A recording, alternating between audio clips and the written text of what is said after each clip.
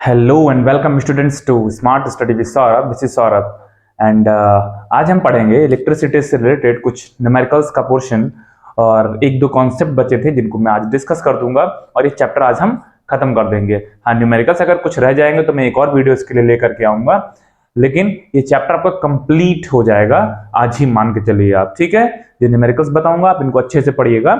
Start करते हैं कुछ कॉन्सेप्ट्स को। तो आपको पता है इलेक्ट्रिसिटी में मैंने कल लास्ट क्लासेस में आपने देखा होगा, ओम्स लॉ मैंने बता दिया था, ईएमएफ क्या होता है बता दिया था, पैरेलल रेजिस्टेंस है ना, सीरीज में रेजिस्टेंस का कॉम्बिनेशन, ये सब हमने आपको डिस्कस कर दिया था। तो अभी जो आया है टॉपिक, उसमें हम कुछ चीजें डिस्कस करेंगे, जैसे इलेक्ट्रिकल एनर्जी, इलेक्ट्रिकल पावर, इससे रिलेटेड कुछ कॉन्सेप्ट्स को डिस्कस करके हम एक न्यूमेरिकल्स को स्टार्ट करेंगे। ठीक है, तो इलेक्ट्रिकल एनर्जी जो होती है, इलेक्ट्रिकल एनर्जी, इसको हम W से भी सिंबल को कह सकते हैं, क्योंकि एनर्जी जो होती है वो वर्क के बराबर ही होती है, आप कह सकते हो, है ना। तो W से कह सकते हैं, और फॉर्मूला इसका जो होता है वो क्या हो जाएगा, एक सिंपल सा फॉर्मूला भी होता है।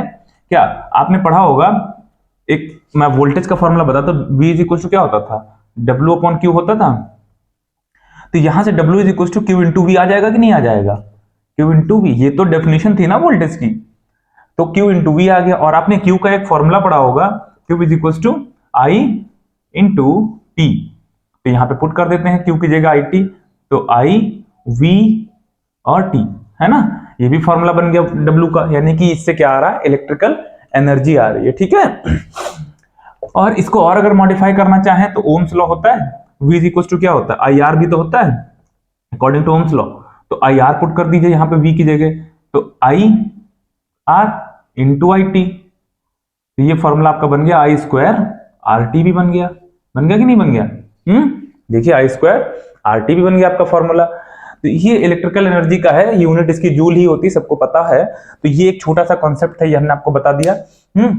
ऐसे ही एक दूसरा कॉन्सेप्ट आता है इसी से रिलेटेड, एक भाई अगर वर्क है तो पावर भी यहाँ पे कैलकुलेट करने को आएगी। तो इलेक्ट्रिकल पावर जिसे हम बोलते हैं, क्या है उसे, इलेक्ट्रिकल पावर, जिसे हम P सिंबल से डिनोट करते हैं। ठीक है, फॉर्मूला वही आपको पता है। नॉर्मली हम पावर पढ़ते थे तो क्या बोलते थे, the rate of doing work, है ना, the rate of doing work W upon T। यहाँ पे एनर्जी के सेंस में यूज हो रहा है, तो आप क्या बोलेंगे, इलेक्ट्रिकल एनर्जी के रेफरेंस में बोलेंगे कि इलेक्ट्रिकल एनर्जी W है वही, बस टर्म अलग यूज होगा अपॉन T। अब W का फॉर्मूला चाहे ये यूज करो, चाहे ये यूज करो, चाहे ये यूज करो, कोई भी यूज करो, हम ये मान लीजिए यूज करते हैं, तो V I T upon T, देखिए T से T कैंसिल आउट हो गया, तो वी आई आ गया। अरे यहां से पावर की नॉर्मल यूनिट आपको पता ही होगा कौन कौन सी होती हैं, एक तो वॉट होती है, एक किलो वॉट होती है। ठीक है, आप मेगावाट भी कह सकते हैं, एक होती है किलो वॉट मतलब 10 टू द पावर 3 वॉट, और मेगावाट मतलब 10 टू द पावर 6 वॉट। ठीक है, ये तो आपको पता ही होंगे इसके यूनिट्स। एक और यूनिट यहां से निकल के आती है, आप देखिए V मतलब वोल्ट और I मतलब एम्पियर, है ना। तो VA भी एक यूनिट इसकी आ जाती है, कहीं कहीं KVA मतलब किलो वॉट एम्पियर भी लिखा होता है, तो ये भी एक इसकी यूनिट आ जाती है। ये मल्टीपल चॉइस क्वेश्चंस में आने वाला एक क्वेश्चन है आपका। ठीक है, कि which of these is a unit of power, आपको ये भी दे देंगे, तो आप थोड़ा सा कंफ्यूज करने के लिए आपको ये ऑप्शन डाल सकते हैं, क्योंकि ये भी पावर की यूनिट होती है और इसको पूछ सकते हैं आपसे। ठीक है, तो ये आपकी यूनिट्स हो गई। अच्छा, आप देखिए P का फॉर्मूला VI भी आ गया। अब यहां से भी अगर V को IR पुट करेंगे तो ये भी आपका I स्क्वायर R आ जाएगा, ये आ गया।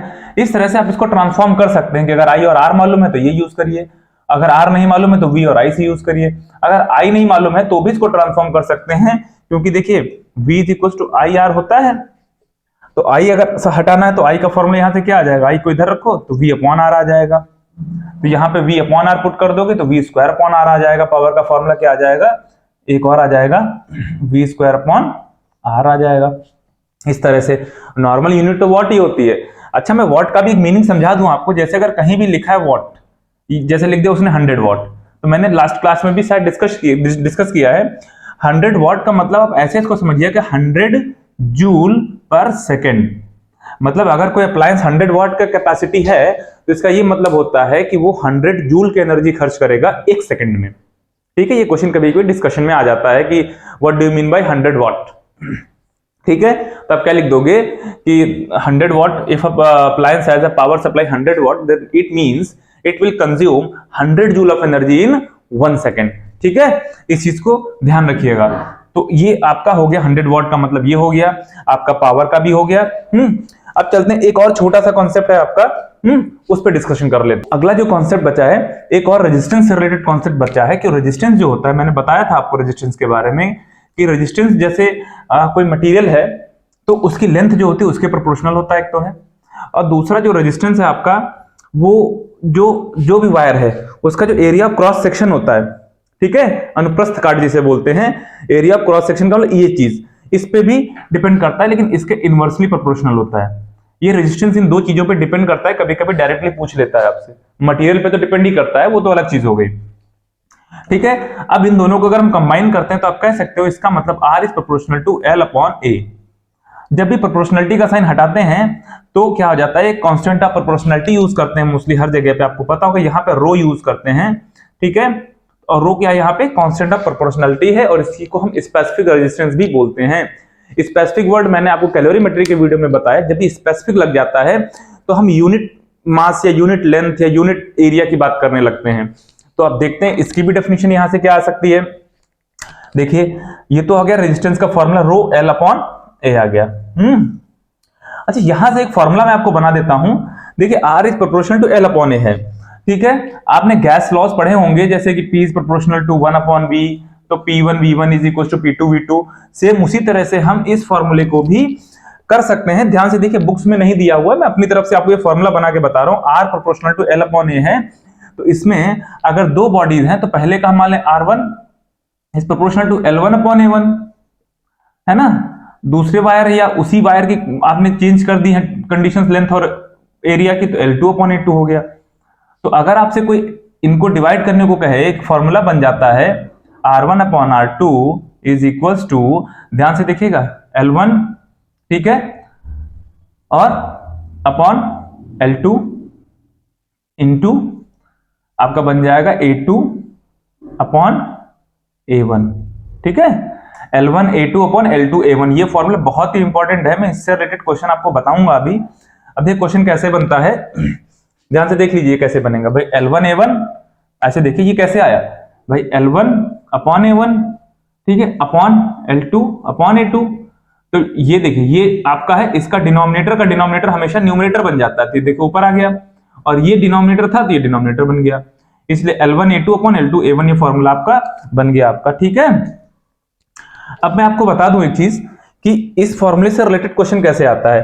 क्वेश्चन ये आता है कि मान लीजिए उसने कहा कि कोई वायर था जिसकी पहले लेंथ कितनी थी, मान लीजिए उसने कहा कि लेंथ थी 2 मीटर, और लेंथ और एरिया उसका क्या था, मान लीजिए कुछ भी था, उसका एरिया को उसने जिक्र तक नहीं किया आपसे, लेकिन उसने कह दिया लेंथ को क्या कर दिया, डबल कर दिया गया, यानी कि जो पहले 2 थी वो 4 हो गई। तो कह रहा पहले रेजिस्टेंस अगर उसका मान लीजिए R1 जो है, तो R1 अगर वो कह दे कि मान लीजिए आप उसका था 4 ओम, तो बताओ अब R2 कितना होगा।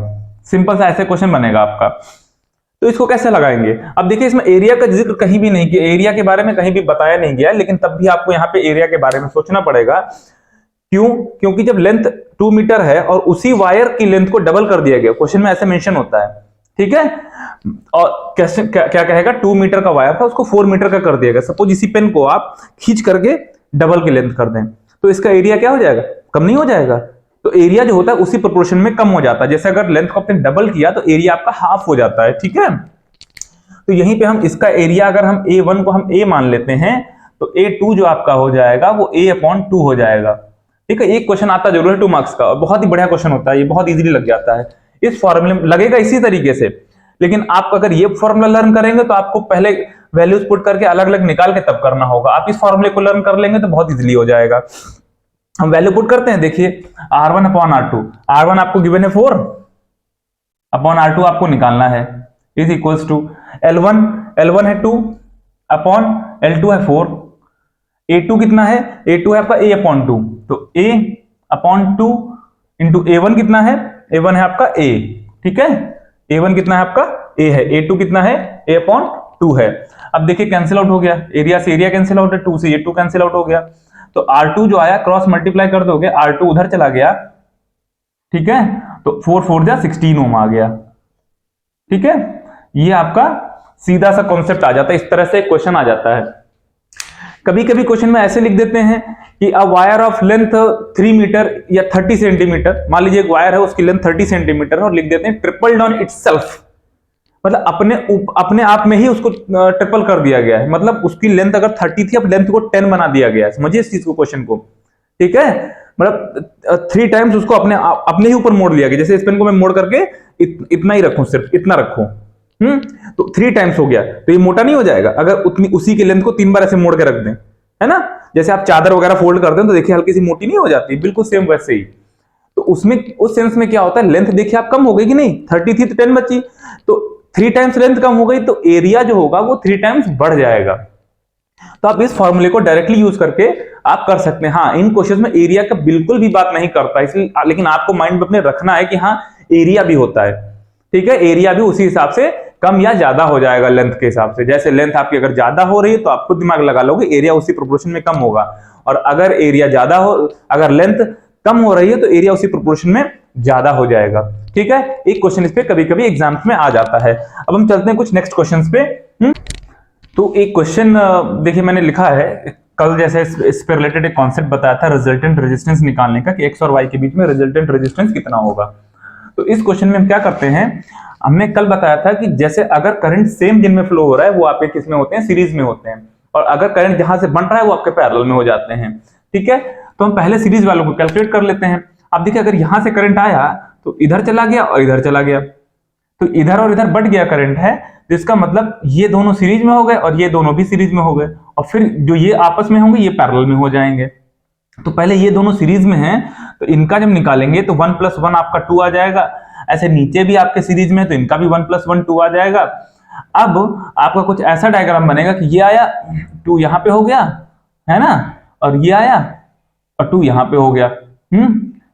तो अब देखिए ये दोनों क्या हो गए, यहां से आया तो करंट बट गया ना इनमें, तो अब ये दोनों 2 ओम और 2 ओम के पैरेलल में हो गए। तो अब इनका रिजल्टेंट आपको निकालना है, तो मैंने पैरेलल का फॉर्मूला बताया था कि मान लीजिए रिजल्टेंट रेजिस्टेंस जो कि पैरेलल में है उनका निकालना है, तो 1/2 + 1/2, और आपको पता है हाफ और हाफ मिलकर कितना हो जाता है, 1 हो जाता है। इसका उल्टा करेंगे तो भी 1 ही आएगा, ठीक है। उम्मीद है आपको समझ में आया होगा। अब नेक्स्ट क्वेश्चन पे चलते हैं जो थोड़ा सा इंपॉर्टेंट है और थोड़ा सा ट्रिकी भी है, लेकिन आपको अगर आप लगे रहेंगे तो हो जाएगा। मैं एक क्वेश्चन का डायग्राम बना देता हूं। मान लीजिए ये आपकी बैटरी लगी हुई है और बैटरी का 1.5 वोल्ट की बैटरी है और इसका रेजिस्टेंस जो है वो 1 ओम है आपका, ठीक है, इंटरनल रेजिस्टेंस आपका। ये आपका बैटरी का है तो ये ईएमएफ हो गया आपका। यहां से आइए, एक ही रेजिस्टेंस ये लगा हुआ है, एक रेजिस्टेंस ये लगा हुआ है, और ये यहाँ पे ऐसे लगा हुआ है, ठीक है। ये R1 है आपका, ये 4 ओम है, ये R2 है आपका, और ये आपका 20 ओम है। इस तरह से आपका क्वेश्चन है ये। अब इसमें कई चीजें पूछ रहा है, जैसे आपसे पूछ सकता है करंट बताओ सर्किट में, इसमें कितना करंट फ्लो हो रहा है या इसमें कितना करंट फ्लो हो रहा है ना, या इसका वोल्टेज कितना है, इसमें पीडी कितना है। इस तरह से कई क्वेश्चन पूछ सकता है। तो डायग्राम देख लीजिए, ठीक है, मैं क्वेश्चन आप देख लीजिए, स्क्रीन पे आ रहा होगा। आपको ईएमएफ दिया है 1.5 वोल्ट, इंटरनल रेजिस्टेंस 1 ओम है इसी बैटरी का, R1 4.2 है, R2 20 ओम है, सॉरी ये 4.2 नहीं 4 है, ठीक है, ध्यान से। अब इसको हम सॉल्व करें। सबसे पहले आपसे कह रहा है कि करंट बताओ इस सर्किट में कितना है। तो करंट निकालने के लिए हमें क्या है, हमने कल एक फॉर्मूला करंट का बताया था कि करंट का जो फॉर्मूला होता है वो क्या होता है भाई, V = IR होता है कि नहीं। तो यहां से I = क्या आएगा, सॉरी V = IR, तो यहां से I आ जाएगा V/R, ठीक है। और अब चूंकि पूरे सर्किट की बात हो रही है तो यहाँ पे V की जगह पे हम क्या यूज करेंगे, EMF, है ना, तो यानी कि एप्सिलॉन अपॉन, अब R की जगह पे total resistance of the circuit. अच्छा, रेजिस्टेंस कितने सर्किट में, एक 4 ओम का, एक 20 ओम का और एक 1 ओम का, और ये सारे के सारे सीरीज में है कि नहीं है ना। कल मैंने फॉर्मूला बताया था एप्सिलॉन अपॉन R + R, ऐसे करके फॉर्मूला लिखा था, आप देख लीजिएगा लास्ट वीडियो, R + R। तो अब देखिए एप्सिलॉन कितना है, 1.5 है अपॉन, अब R + R का मतलब देखिए ये सीरीज में है कि नहीं है, तो इनका 20 + 4 कितना हो गया 24, और ऐसे जब जाएंगे तो ये भी तो सीरीज में ही है तो 25 हो गया, है ना। अगर रिजल्टेंट रेजिस्टेंस भी कभी कभी कहता है कि सर्किट का ओवरऑल रेजिस्टेंस बताइए, तो आप सिंपली इसमें निकाल सकते हैं, ये और ये तीनों सीरीज में है। इसको आप कट करें 250 हो गया, हाँ, इसको जब आप निकालेंगे कैलकुलेट कर करके तो आपका आ जाएगा 0.06 एम्पियर। यूनिट लिखना मत भूलिएगा, ठीक है। ये आपका इतना आ गया। तो ध्यान रखिएगा, आई निकालने के total EMF upon total resistance चाहिए हमें, इस चीज को खास ख्याल रखिएगा। अगला आपसे कह रहा है, ये हो गया। चलो अच्छा, इसको लिखा रहने देते हैं। आपसे कहते हैं कि बताओ इसमें वोल्टेज कितना है। मान लीजिए यहाँ पे, मान लीजिए इसमें हमने कल बताया था सीरीज में जब रेजिस्टेंस होते हैं तो उनका पोटेंशियल डिफरेंस अलग अलग होता है। पैरेलल में अगर रेजिस्टेंस जुड़े होते हैं तो उन वायर्स का पीडी सेम होता है। तो इसका एक एंड ये हो गया, इसका यहाँ पे एक दूसरा एंड हो गया, इसका अलग रेजिस्टेंस होगा, मान लीजिए 2 एंड हो गए, ठीक है। तो इसका रेजिस्टेंस अगर हम V1 मान लें, इसका रेजिस्टेंस हम V2 मान लें। अच्छा, एक चीज नोटिस करिए, करंट जो यहां से मान लीजिए ऐसे आ रहा है तो करंट इसमें वही तो जा रहा है जो इसमें जा रहा है, तो करंट तो दोनों में सेम है। हमने ये बताया भी था सीरीज में करंट सेम रहता है। तो अगर हमें V1 निकालना है तो V1 का फॉर्मूला क्या होगा, I R1। भाई IR होता है, I वही फ्लो रहा और रेजिस्टेंस R1 है। I कितना है 0.06 इंटू R1 कितना है 4, मल्टीप्लाई कर लीजिए, आंसर आ जाएगा। ऐसे V2 निकालना है तो I R2 हो जाएगा आपका, I R2 that is I कितना है आपका 0.06 इंटू 20, ठीक है। ये कितना आ जाएगा 4 6 24, 0.24 वोल्ट। ये कितना आ जाएगा 2 6 12, 2 डिजिट का डेसिमल, इतने वोल्ट आ गया आपका। आगे कि नहीं आ गया। अब साथ साथ ये तो आ ही गया। एक और क्वेश्चन कह सकता है कि पीडी अक्रॉस द सेल बताइए कितना होता है। इस क्वेश्चन, इस पार्ट को ध्यान से सुनिए, कह रहा है पीडी अक्रॉस द सेल। इसमें बहुत से बच्चे कंफ्यूज हो जाते हैं। तो देखिए, पीडी अक्रॉस द सेल का मतलब होता है, मैंने आपको टर्मिनल वोल्टेज की डेफिनेशन बताई थी। टर्मिनल वोल्टेज की डेफिनेशन में मैंने बताया था कि it is PD across the cell होता है, क्योंकि इलेक्ट्रोलाइट के अंदर नहीं होता है, एक इलेक्ट्रोड से दूसरे इलेक्ट्रोड तक के बीच के सर्किट का, तो इसे तो बोलते हैं across, not within the cell, ठीक है। तो इनडायरेक्टली वो आपसे टर्मिनल वोल्टेज ही पूछ रहा है। कभी कभी टर्मिनल वोल्टेज देके पूछ लेगा, कभी कभी ऐसे भी पूछेगा आपसे कि पीडी अक्रॉस द सेल। तो अच्छा, ये V1 V2 ये क्या है, अक्रॉस द सेल ही तो आए हैं पीडी, ये छोड़ दीजिए आप। तो इन्हीं दोनों का सम आपसे पूछ रहा है, तो आप ऐसे टर्मिनल वोल्टेज भी लिख सकते हो या पीडी अक्रॉस द सेल भी लिख सकते हो। तो इनका सम कर दीजिए, 1.20 था और 0.24 था। इनको ऐड कर दीजिए, 44.1, 144 वोल्ट आ गया। अब यहीं से आपसे क्या पूछ सकता है, वोल्टेज ड्रॉप भी पूछ सकता है। तो वोल्टेज ड्रॉप क्या होता है, V इक्वल टू, मैंने क्या लिखा था, small v equal to capital I small r, 0.06 into r कितना है 1 है, तो ये आपका आएगा 0.06 वोल्ट आ गया। एक बात का ध्यान रखिएगा, एक तो इस फॉर्मूले से निकल आया, नहीं भी निकलता तो देखिए टोटल ईएमएफ मालूम है, टर्मिनल वोल्टेज मालूम है, तो वोल्टेज ड्रॉप जो होता है वो इन्हीं दोनों का डिफरेंस ही तो होता है। कल मैंने फॉर्मूला लिखाया था, क्या लिखाया था, स्मॉल, मैंने जो मेन फॉर्मूला लिखाया था कि ईएमएफ जो होता है वो टर्मिनल वोल्टेज और वोल्टेज ड्रॉप के बराबर होता है। यहां से ये निकालना है तो दिस माइनस दिस हो जाएगा, यहां से भी निकल आएगा। तो ये बहुत ही अच्छा सा क्वेश्चन आपका हो गया, ठीक है। उम्मीद करते हैं समझ में आया होगा। अब नेक्स्ट क्वेश्चन पे चलते हैं। तो अगला क्वेश्चन देखिए, इसमें कह रहा है कि एक 9 वोल्ट की बैटरी है, 0.6 उसका इंटरनल रेजिस्टेंस है और 3 रेजिस्टर्स उसके सर्किट में लगे हुए हैं। तो अब देखिए क्वेश्चन है, क्वेश्चन आपको दिख रहा होगा, स्क्रीन पे भी आ रहा होगा। ये देखिए, आपसे कह रहा है कि एक तो इसका रिजल्टेंट रेजिस्टेंस पहले बताइए, इन तीनों का ABC का कह रहा है। तो आप देख सकते हैं यहीं पे आपका रिजल्टेंट रेजिस्टेंस का भी क्वेश्चन हो गया कि आपको देखो B और C क्या है, पैरेलल दिख रहे हैं आपको, तो पैरेलल हो जाए क्योंकि करंट यहां से आके बट गया। तो B और C पैरेलल में है, तो इनका जब निकलेगा, ठीक है, 1/RP is equals to 1/4 plus 1/6, LCM आ गया 12, ठीक है। ये हो गया 3 + 2 दैट इज 5/12।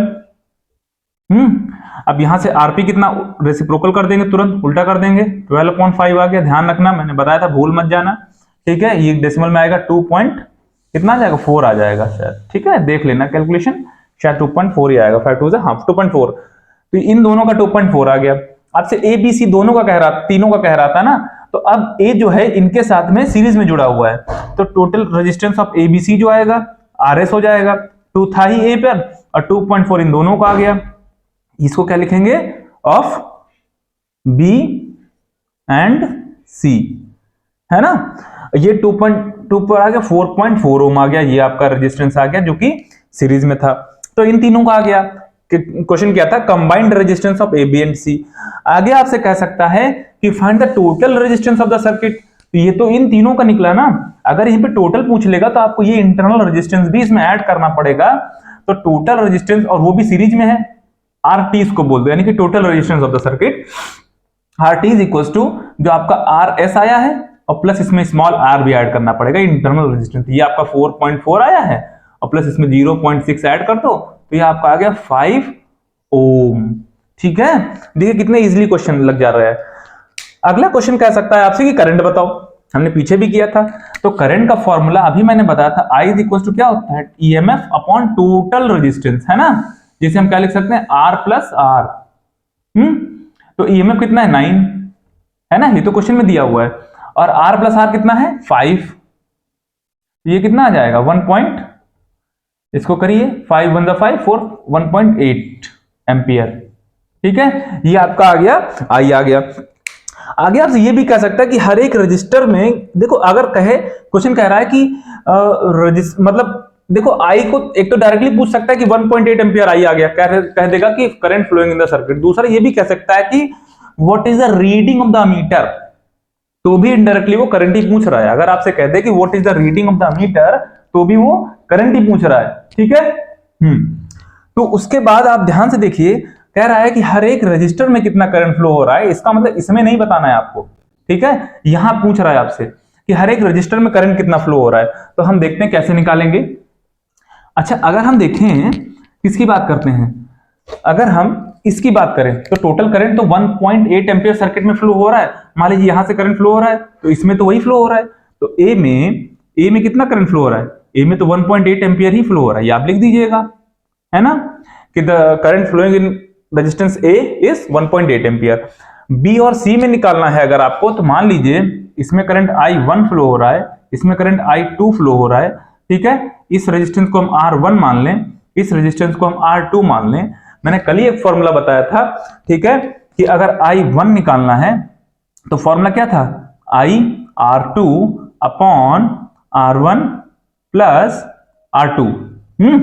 वैल्यू पुट करते हैं, I कितना है 1.8 है, R2 कितना है 6 है, अपॉन R1 प्लस R2 यानी कि 6 प्लस 4 10। ओके, करते हैं इसको आप कैलकुलेट कर लीजिए। डेसिमल हट गया, 100 हो गया। ठीक है, इसको अगर आप कैलकुलेट करेंगे तो अराउंड 1.08 एम्पियर आ जाएगा। अब आपसे I2 पूछ रहा है, तो I2 निकालने के अब दो तरीके यहां से हो जाते हैं। एक तो है कि यही इसी तरीके का फॉर्मूला लगाएं कि I R1 upon R1 plus R2। दूसरा तरीका यह है कि जो करंट यहां से आया वो इन्हीं दोनों में तो बटा। अगर मान लीजिए 10 एम्पियर यहां से आ रहा था और 6 इधर चला गया तो इसमें इसका मतलब 4 गया होगा, है ना। तो इसी से हम निकाल सकते हैं कि टोटल करंट हमारा 1.8 एम्पियर था, और जब 1.0 एम्पियर इसमें चला गया तो इसमें कितना बचा, माइनस भी करके निकाल सकते हैं, यानी कि 1.8 से 1.80 से माइनस कर दे 1.08 को, तो कितना बचेगा, 10 से 8 गया 2 और 7, बस 0.72 एम्पियर ऐसे भी आ गया आपका। ठीक है, आप इसको इस तरह भी कैलकुलेट कर सकते हैं, या वही फॉर्मूला भी पुट कर सकते हैं कि I2 is equal to I R1 upon R1 plus R2। क्यों करना, जब हम इसी तरीके से निकाल सकते हैं। ठीक है, अगला पार्ट आपसे पूछ सकता है कि वोल्टेज ड्रॉप बताइए इसमें। तो वोल्टेज ड्रॉप अगर आपको बताना है तो वोल्टेज ड्रॉप का मतलब small v is equal to capital I small r। I कितना है 1.8 है ना, हमने निकाल रखा। R कितना 0.6 है। ठीक है, इसकी मल्टीप्लाई कर लीजिए, आंसर आ जाएगा। ठीक है, और ये आ गया 1.08। ठीक है, ये वोल्ट आ गया आपका। ये आ गया आपका। आगे आपसे पूछ सकता है कि potential difference across resistor B, क्या कह रहा है, कह रहा है कि बी में पीडी आपको बताना है। तो मैंने पहले ही बताया था आपको कि आपसे अगर रेजिस्टेंस जो पैरेलल में होते हैं इनमें पोटेंशियल डिफरेंस सेम होता है। आपसे चाहे बी में पूछे और चाहे सी में पूछे, बात एक ही है। सेम कैसे आएगा, क्योंकि आप नोटिस करेंगे इनका रेजिस्टेंस डिफरेंस है तो करंट भी तो डिफरेंट है। इसमें रेजिस्टेंस कम है तो करंट ज्यादा है, इसमें रेजिस्टेंस ज्यादा है तो करंट कम है। इसलिए रेजिस्टेंस आपसे बी का पूछे या सी का पूछे, वो आंसर उसका एक ही होगा। ठीक है, क्या क्या होगा मैं बता देता हूं। आपसे पूछा है कि V, तो V का फॉर्म सिंपली निकालो, VB है ना, VB निकाले तो V इक्वल टू क्या, I R1 होता है, तो I1 और R1, क्योंकि इसके हमने रेजिस्टेंस को R1 माना है ना। I1 कितना है आपका, इसमें I1 कितना फ्लो हो रहा है 1.08 है ना, 1.08 इंटू R1 कितना है आपका 4 है। तो ये कितना आ जाएगा 4 8 जा 32 और 4 1 जा 4, 4.32 वोल्ट। ठीक है, ये आपका आ गया। ऐसे ही इसका भी सेम आएगा। आपसे बस ये हो गया, इसमें पूछे यहां भी निकाल सकते हैं। आगे कह सकता है टर्मिनल वोल्टेज बताइए। आपसे क्या कह सकता है, टर्मिनल वोल्टेज बताइए। तो आपने देखिए, आप टर्मिनल वोल्टेज निकालने का तरीका देखिए। एक तो है कि इसका भी निकालिए, इनका तो आ ही गया, इन दोनों का फिर ऐड करके आपका लेंदी हो जाएगा। आपको देखिए टोटल ईएमएफ मालूम है कि नहीं, ये क्या है, ईएमएफ मालूम है आपको, और आपको वोल्टेज ड्रॉप भी मालूम है। तो ईएमएफ निकालने मैंने क्या बताया, टर्मिनल वोल्टेज का फॉर्मूला मैंने क्या बताया, आप ईएमएफ से वोल्टेज ड्रॉप को माइनस कर दीजिए। ईएमएफ आपका 9.0 माइनस 1.08, इसको माइनस कर दीजिए, आपका आंसर आ जाएगा। ठीक है, इसको आप कमेंट सेक्शन में बताइएगा। और आपका ये क्वेश्चन हो गया। ठीक है, अब चलते हैं अगले क्वेश्चन पे, इंपॉर्टेंट क्वेश्चन है इसके बाद वाला। देखिए अगला क्वेश्चन है, कह रहा है स्क्रीन पे आ रहा होगा कि दो बल्ब्स हैं, एक 100 watt at 120 volt power supply, एक 10 वॉट का है जो कि 120 वोल्ट पे है, और ये पैरेलल में जुड़े हुए हैं। आप क्वेश्चन देख सकते हैं बाई 120 वोल्ट सप्लाई। तो कह रहा है कि बताओ इनमें अलग अलग करंट कितना फ्लो हो रहा है। तो ये बहुत ही अच्छा क्वेश्चन होता है, और कंपेयरिंग पूछता है कि पावर का भी कंपेयर बताइए। क्वेश्चन देख सकते हैं, स्क्रीन पे आ रहा होगा। तो 100 वॉट एट 120, तो आपको सबसे पहले क्या करना, अगर पैरेलल में जुड़े हो तो ऐसे समझ सकते हैं, ये लाइन आई, यहां से ये जुड़ गई, एक ये बल्ब जुड़ा हुआ है, यहां से ये चली गई, एक ये बल्ब जुड़ा हुआ है ना, इस तरह से। तो इनमें करंट भी तो अलग अलग फ्लो हो रहा होगा, I1 और इसमें I2। इसका रेजिस्टेंस कुछ और रहा होगा, इसका रेजिस्टेंस कुछ और रहा होगा। तो पहले तो हमें इनका रेजिस्टेंस निकालना पड़ेगा ना, कि रेजिस्टेंस कितना इनका फ्लो हो रहा है। तो रेजिस्टेंस निकालने का फॉर्मूला, हमने पावर का फॉर्मूला बताया था, P इज इक्वल टू क्या बताया था हमने आपको, V स्क्वायर अपॉन R बताया था। तो यहां से रेजिस्टेंस पावर का फॉर्मूला क्या था, एक बताया था अभी, V स्क्वायर अपॉन R। तो यहां से अगर हमें इसका रेजिस्टेंस निकालना है तो RA निकालना है। अगर मान लीजिए, देखिए ध्यान से, मान लेते हैं कि RA यहां पे है, इसका A है, तो RA क्या आ जाएगा, V स्क्वायर अपॉन, है ना, अपॉन इसको क्या लिख देंगे, power, pure power of A। ये देखिए, तो V स्क्वायर यानी कि क्या है, 120 का होल स्क्वायर, अपॉन पावर कितनी है, 100 वॉट। इसको जब होल स्क्वायर ओपन करोगे तो 2 जीरो हट जाएंगे, 144 ओम आ जाएगा रेजिस्टेंस इसका। ऐसे रेजिस्टेंस ऑफ बी निकाल देते हैं, तो आर बी आपका आ जाएगा। ये देखिए समझ में आया, R A V square upon power of A, value put की 144 ओम आ गया। इसको 120 इंटू 120 करोगे, 2 जीरो कट जाएंगे, 2 जीरो से 144। रेजिस्टेंस ऑफ बी कितना आ जाएगा, सेम वही 120। देखो इसको मैं ओपन करके दिखा देता हूं, इस तरीके से लगा देता हूं, होल स्क्वायर था, यहां मैंने ओपन करके लगा रहा हूं, अपॉन क्या हो गया, पावर कितनी 10 है ना, एक जीरो से एक जीरो कैंसिल, वहां 2 जीरो कैंसिल थे क्योंकि 100 था यहाँ पे। अब कितना आ गया, 1440 ओम। इसका मतलब इसका रेजिस्टेंस बहुत हाई है, और देखिए पावर कितनी कम है 120 वोल्ट पे इसकी। अब आपसे क्या कह रहा है कि तो एक तो ये पैरेलल में जुड़े हुए हैं ना, तो आपसे कह रहा है करंट बताओ इनमें। तो अब जब पैरेलल में जुड़े हुए हैं तो करंट तो दोनों में अलग अलग फ्लो होगा, सिंपल सी बात है। यहीं अगर सीरीज में जुड़े होते, देखिए क्वेश्चन दोनों तरीके आ सकता है, मैं पैरेलल का बता रहा हूं, साथ में आपको सीरीज का समझाता चलूंगा। ठीक है, अगर आप सोचिए ये क्या हो रहा है कि इसमें अलग अलग करंट जा रहा है, तो ये पैरेलल में फ्लो हो रहा है। अब पैरेलल में जा रहा है तो अलग अलग करंट फ्लो होगा। ये सीरीज में कहता है कि करंट बताओ, तो सीरीज में क्या करते हैं, पहले ये और ये रेजिस्टेंस को ऐड करते, क्योंकि सीरीज में होते तो टोटल रेजिस्टेंस निकालते, और वोल्टेज आपका 120 वोल्ट ही है ओवरऑल। ठीक है, देखिए 120 वोल्ट ही है, तब आप क्या कैलकुलेट करते, करंट कैलकुलेट करते। लेकिन यहां अलग अलग बल्ब में अलग अलग करंट फ्लो होगा, कितना फ्लो होगा हम निकाल लेते हैं। ठीक है, देखिए तो करंट का फॉर्मूला क्या होगा, आई जो फॉर्मूला होता है V अपॉन आर हो जाएगा। जैसे इसमें अगर हम निकालें I flowing in A, V upon A, तो V कितना, पावर सप्लाई तो 120 वोल्ट की है ना, एंड पे पावर होता है वोल्टेज, वोल्टेज जो है वो तो 120 वोल्ट का ही है ना इनमें, तो 120 ध्यान से देखिए वो तो सेम ही होगा, अपॉन रेजिस्टेंस कितना इनका है, इसका कितना है 144। इसको डिवाइड करोगे आप करके देख लेना, 0.84 एम्पियर आ जाएगा। ठीक है, मैं कैलकुलेशन में टाइम नहीं वेस्ट करना चाहूंगा। ऐसे आई बी निकालेंगे आप कि इसमें कितना करंट फ्लो हो रहा है, आई बी। ठीक है, तो यहां भी वही चीज है, वोल्टेज तो उतना ही 120 अपॉन रेजिस्टेंस कितना है 1440। तो ये आपका 0 पॉइंट, देखिए ना कैलकुलेशन देखिए कैसे करते हैं, 120 अपॉन 144 है, तो 0.84 आया। अब नीचे एक जीरो एक्स्ट्रा ही तो बढ़ा है, 144 से 144 जीरो हो गया, तो इसका आंसर एक डेसिमल के 3 डिजिट पहुंच जाएगा, यानी कि इसका आंसर आएगा 0.084, है ना। इतने एम्पियर आ गया। यूनिट्स को ध्यान रखिएगा, यूनिट्स कहीं भी स्किप मत करिएगा, नहीं तो नंबर कट जाएगा आपका, ठीक है। अब देखिए इसमें करंट ज्यादा फ्लो हो रहा है और इसमें करंट कम फ्लो हो रहा है, तो इसका, और चूंकि पोटेंशियल डिफरेंस दोनों में सेम है, पीडी तो सेम है ना, पीडी अगर सेम है तो जिसमें करंट ज्यादा फ्लो हो रहा है वो क्या करेगा, आप देखिए यहां पर, आप इसमें ध्यान से देखिए, इसका मतलब 100 वॉट है 120 वोल्ट पे, ये 10 वॉट है 120 वोल्ट पे, और यहाँ पे करंट भी इसमें ज्यादा फ्लो हो रहा है, तो इसका मतलब पावर कौन ज्यादा कंज्यूम करेगा, तो आप कह सकते हो कि जो ये है bulb A, it will consume more power. ये कभी कभी क्वेश्चन भी आ जाता है कि P A will consume more power than P B, ये भी कंपेयर करने को पूछ लेता है, इसलिए इसका ध्यान रखिएगा, ठीक है।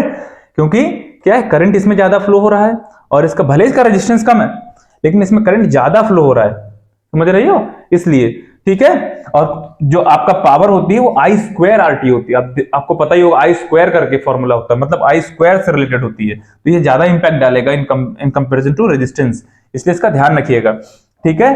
तो P A is greater than P B, इस पे कंपेयर करने को क्वेश्चन आ जाता है। ये सीरीज में होता तो क्या आता, इनका कंबाइंड करंट आता, भाई इनको निकालती, इनको ऐड करती, आप लोग क्या करते, इनको ऐड करते कि नहीं, इनको ऐड करते, और तब 120 अपॉन टोटल ये आता है ना, जो भी इनका आता, तो जो आई आता वो तो दोनों में सेम फ्लो होता, तो आपका डायग्राम कुछ ऐसा बनता, ये एक बल्ब, ये एक बल्ब, ये, ठीक है। तो करंट तो दोनों में सेम होता, तो अब क्या होता, जिसका रेजिस्टेंस ज्यादा होता उसमें पावर ज्यादा खर्च होती, तो आपका आई बी आ जाता, यानी कि पावर, अगर ये पैरेलल में हो जाते, अगर ये पैरेलल में है तो ये, ठीक है, अगर सीरीज में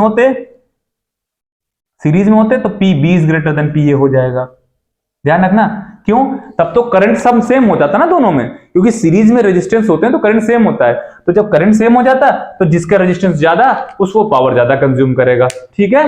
हाँ, अब चलते हैं एक छोटे से कॉन्सेप्ट पे, देखिए अगला क्वेश्चन स्क्रीन पे आ रहा होगा, क्वेश्चन है कि 100 वॉट एंड 220 वोल्ट की पावर सप्लाई है, 100 वॉट एट 220 वोल्ट की, तो कह रहे हैं वो बल्ब का एक तो बताइए कितना सेफ लिमिट ऑफ करंट है उसमें, और दूसरा रेजिस्टेंस बताइए। तो आपसे क्या कह रहा है, 100 वॉट एट 220 वोल्ट, है ना, तो आपसे कह रहा है सब पहले रेजिस्टेंस बताए, तो आर का फॉर्मूला अभी मैंने बताया था, वी स्क्वायर अपॉन पी होता है कि नहीं भाई, P is equal to V square upon R, तो R is equal to V square upon P, V square कितना है 220 इंटू 220 अपॉन पी कितना 100, 2 0 से 2 0 कैंसिल, ये 484 आपका आंसर आ गया, ठीक है। दूसरा आपसे कह रहा है कि सेफ लिमिट ऑफ करंट, तो आई का फॉर्मूला क्या लगेगा, आप बताइए, आई का फॉर्मूला आप लगाएंगे P अपॉन V, देखो P is equal to V I होता है कि नहीं, आप यहां पे V is equal to I R ना लगाइएगा, ठीक है, आप यहां पे P is equal to V I लगाइए, क्योंकि पावर पता है आपको, ठीक है, और वोल्टेज भी पता है, तो सीधा आई यहां से आ जाएगा, implies that I is equal to P upon V आ जाएगा, P कितना है आपका 100,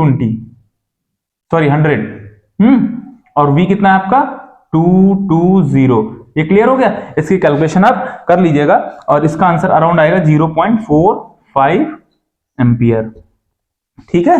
इस तरह से ये क्वेश्चन भी हो गया आपका। तो इस तरह से इलेक्ट्रिसिटी के मैंने काफी इंपॉर्टेंट क्वेश्चंस करा दिए हैं, मुझे नहीं लगता इससे बाहर पेपर में कोई क्वेश्चन फंसेगा, हो सकता है वैल्यू चेंज हो, बट क्वेश्चन 4 मार्क का आएगा, एक कंपेयर वाला तो मान के चलिए जरूर क्वेश्चन आता है, ठीक है। तो उसको आप, एक क्वेश्चन कभी कभी और आ जाता है कि लिख देंगे कि a bulb is rated by 100 watt at 220 volt, तो what message does this convey, वो कह देंगे कि इसका क्या मतलब है कि 100 watt at 220 volt लिखा हुआ है, तो इसका मतलब क्या है, तो इसका मतलब ये होता है कि जिस बल्ब की रेटिंग ये लिखी हुई है कि 100 watt at 220 volt, इसका मतलब अगर उसको 220 वोल्ट की पावर सप्लाई मिलेगी तो वो 100 वाट की एनर्जी खर्च करेगा, यानी कि तो वो 100 जूल एनर्जी कंज्यूम करेगा 1 सेकंड में, इसका ये मतलब होता है। फिर से देखो कि 100 वाट एट 220 वोल्ट का मतलब होता है कि अगर कोई बल्ब को 220 वोल्ट की पावर सप्लाई दी जाती है तो वो क्या करेगा, 100 जूल की एनर्जी खर्च करेगा 1 सेकंड में, इसका सिंपल सा इतना मीनिंग होता है।